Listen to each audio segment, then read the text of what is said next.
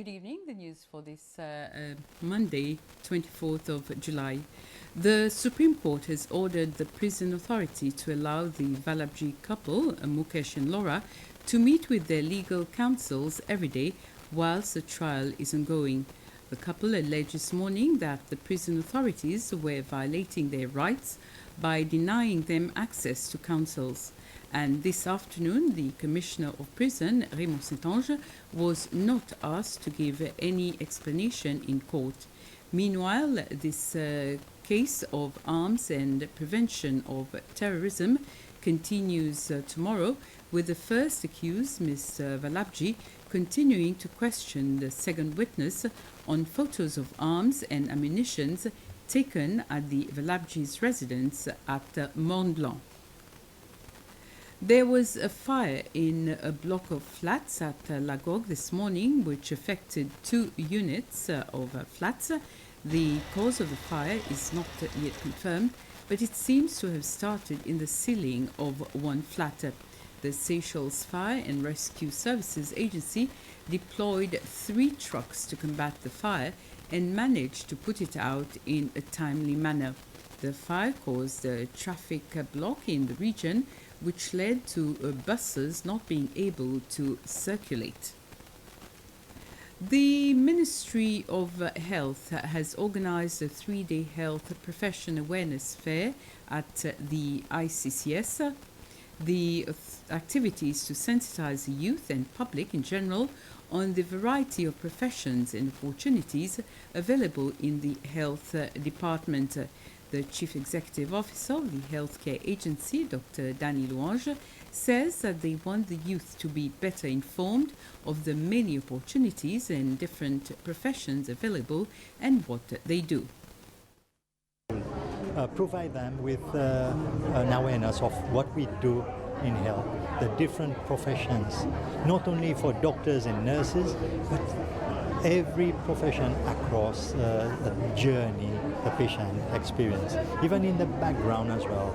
So every profession in health is health related, and it is special. They provide care to the sick, and we want the public, we want the young people to understand this so that they can decide, so to provide them with informed knowledge so that they can choose health as a career. The first activity to commemorate Productivity Awareness Week was held today at the Guy Morel Institute.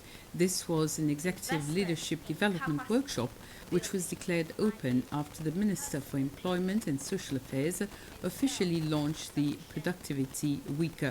The main objective of the week is to educate, sensitize and promote productivity challenges and best practices amongst employers, employees, students and the population.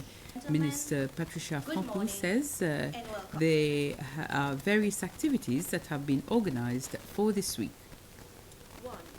Executive Leadership Development Workshop for 21st Century Leaders. 2. Exhibition showcasing best practices activity. 3.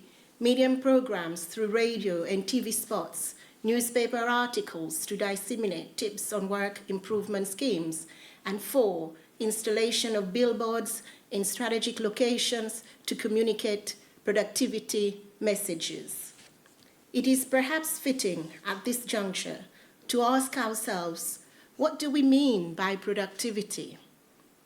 For the purpose of the campaign, it means efficient and effective use of productive efforts and resources, labor, capital, materials, energy, time, information, amongst others, in the production of goods and services which meet the needs and requirements of the market. Productivity is not just about development of technology and organization, but total productivity improvement is dependent upon and contributes to human development in the broadest sense. Productivity is the point where human skills and interests, technology, management, social and business environment, all coverage to create and they converge to create more value for consumers, workers, employers, and society at large. The Critical Ecosystem Partnership Fund, CEPF, is for the first time holding its regional implementation teams meeting in Seychelles. CEPF is a global climate and conservation fund aimed at supporting conservation programs in the world's most critical ecosystems. The CPF's focal point in Seychelles is SECAT. During the meeting, CPF's regional implementation team, the RIT members, along with members of SECAT, evaluated its performance and explored new ways to manage the region's grants and projects. There are 4 large and 1 small projects that are expected to get support from the CEPF. CEPF's RIT will also have the chance to visit several identified projects which could be benefiting from the grants. The grant director of the CEPF, Peggy Ponsley, said that they are currently working on 9 biodiversity hotspots in the world, among is Seychelles. So we work in biodiversity hotspots, which are parts of the world where biodiversity is very high, but where we have a lot of threats, where most of the vegetation has already disappeared, meaning also a lot of species have already disappeared. And this is why we're here in Seychelles today, because Seychelles is part of one of the biodiversity hotspots in the world. We have $16 million for the entire hotspot. And in the Seychelles, the idea is to help civil society organizations mitigate the impact of climate change. President Wavel Ramkalawan has said that Africa's aquatic resources are worthy of recognition and celebrating, as Africa boasts of some 26,000 nautical miles of coastline and 13 million kilometers square of exclusive economic zones. President Ramkalawan made the statement on the occasion of African Day of Seas and Oceans. He says that in the last decade, there has been a rising global movement that is urging humanity to review and rethink the manner in which it operates within its natural environment. And he said that our adoption and implementation of Africa's Blue Economy Continental Strategy is indicative that Africa is responding to the global call. Consequently, today we are not only becoming more business-minded in terms of efficiency, but also more environmentally cautious and therefore more sustainable. Case in point, we are learning on how to add value to a single resource so as to earn more from less. A plain example is Seychelles' effort to fish less, but to increase the value of one fish. For instance, through our boosting of the fish processing industry.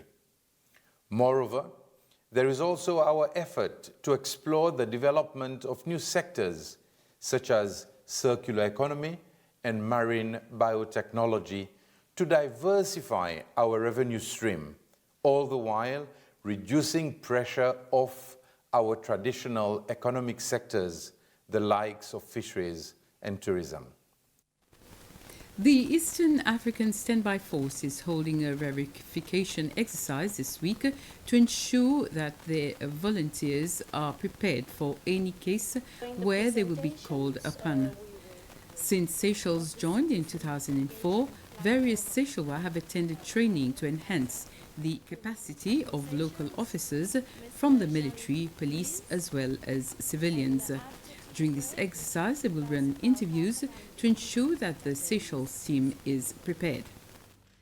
This is a technical system of human resource, and sometimes you might have attended our courses, they might have put in the system, but perhaps you are not there. So we normally go right in the member states, to verify with those who are rostered, so that we are sure of the numbers.